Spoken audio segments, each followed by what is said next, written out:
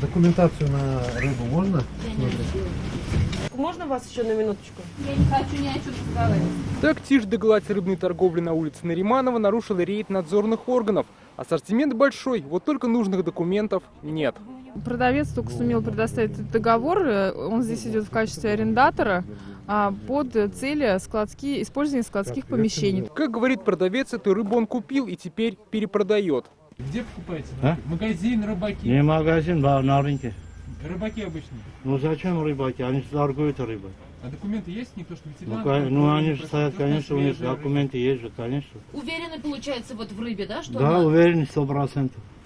А для уверенности почему документы не берете, подтверждающие ветеринарные документы? Для полной уверенности, чтобы другие тоже были уверены. Ну у них же у себя должен быть. Они же нам не могут давать. Ну как не могут? Они, если вам передают продукт, они обязаны вам передать этот документ тоже. Ксерокопия, что ли? Почему ксерокопию? Есть такая программа, система Меркурий называется. Там передвижение продукции идет. Специалисты объясняют, документы это в первую очередь гарантия качества товара.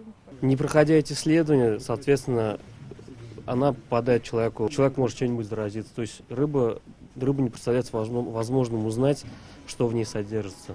Клиенты этого сомнительного места о последствиях либо не задумываются, либо просто отмахиваются. Не боитесь отравиться? Да нет, вроде не отравились. Говорят, документов нет, можно отравиться. Нет, что-то не думали об этом. А почему вот не покупаете вот в таких местах? Как считаете? Это рыбное место инспекторам хорошо знакомо. Ранее сюда уже приходили с проверками и штрафовали. Индивидуальных предпринимателей на 20 тысяч рублей, те, кто торговал как частное лицо, на 1000. Здесь стоит вопрос вообще легальности самой торговли, соответственно, и на качество продукции реализуемой. Потому что данная рыба, предполагаем, что добыта браконьерским способом. Рыбу без документов сегодня конфисковали и отправили на экспертизу. Нарушителям также грозят штрафы. Борьба с незаконным оборотом на особом контроле правительства. По итогам минувшего года выявлено более 3000 нарушений, возбуждено более 100 уголовных дел. Дмитрий Аверин, Данил Филатов, ТНВ, Казань.